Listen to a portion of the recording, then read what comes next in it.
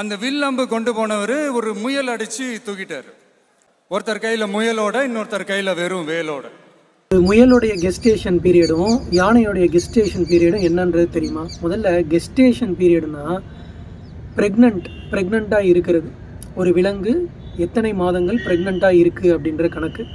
மனிதர்களாகிய நாம் 9 மாதம், அதோட முடிவில் 10வது மாதத்தில் குழந்தை நமக்கு வந்துடுது. அதே மாதிரி முயலுடைய கெஸ்டேஷன் பீரியட் அப்படிங்கிறது அதிகபட்சமே 1 மாதம்தான்.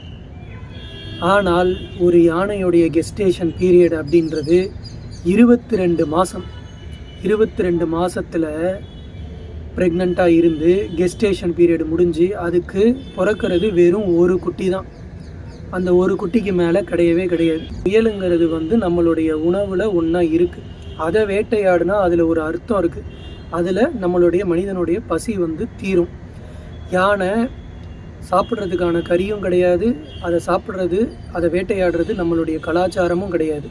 அதை வேட்டையாடுறதுங்கிறது அதோடைய தந்தத்துக்காக மட்டும்தான். அது செஞ்சவன் எல்லாமே கிரிமினல்ஸ் தான். Gang of criminals, dacoit. அந்த ஈட்டி கொண்டு போனவர் ஒரு யானையை எய்ம் பண்றாரு. யானையை. இப்போ இந்த 2 பேர்ல யார் அச்சீவர்னு நினைக்கிறீங்க? யாரு கெத்துன்னு நினைக்கிறீங்க? அந்த யானையை எய்ம் பண்ணி தவற விட்டார்ல, அவர் தான் அச்சீவர்.